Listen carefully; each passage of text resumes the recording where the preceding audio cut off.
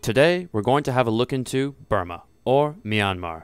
The largest country in Southeast Asia, the area is surrounded by China, Laos, Thailand, Bangladesh, and India. Top exports include rice, oil, and precious gems.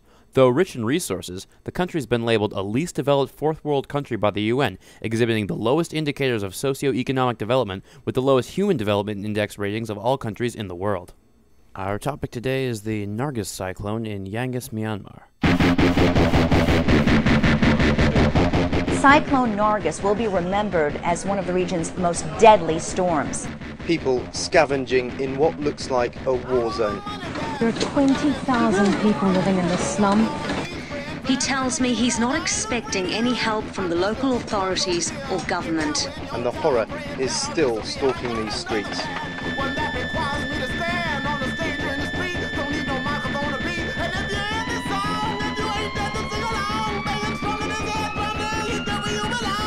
When low pressure formed in the Bay of Bengal on April 27th, conditions were ripe with warm waters and definitely low vertical wind shear that created an environment ripe for development. Eventually, this storm exploded in intensity with winds topping 200 kilometers per hour.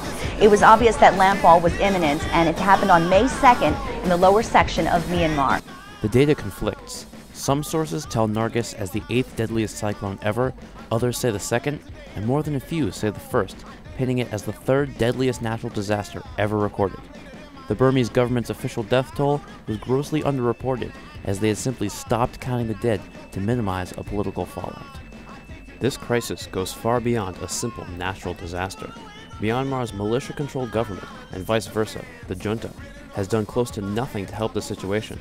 Bodies were unceremoniously dumped in the river. The Junta for some time allowed no foreign aid whatsoever. The result of this has been hundreds of thousands of preventable deaths. Monasteries are being used as temporary shelter for hundreds of people. Here, 600 are sleeping where they can. Everyone in this room has lost their home, and many have lost their loved ones. The monks say there is enough food to feed these people for 2 more days. After that, they don't know what they're going to do. The food carefully watched by young novices.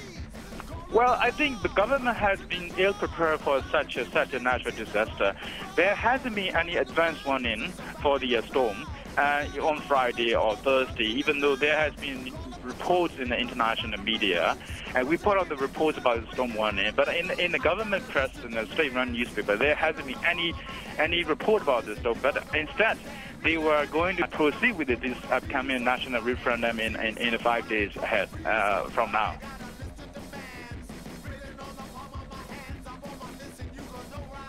The first shipment of U.S. relief supplies is touched down in Myanmar. A C-130 cargo plane packed with food, water, blankets, and other essentials finally hit the ravaged nation still suffering from last week's devastating cyclone. Continued relief efforts are taking the form of water purification and sanitation, returning children to school, and support for families through the construction of child-friendly spaces. It has also provided an additional $4.3 million for the first 2 batches of disaster relief materials from China have already arrived in Yangon.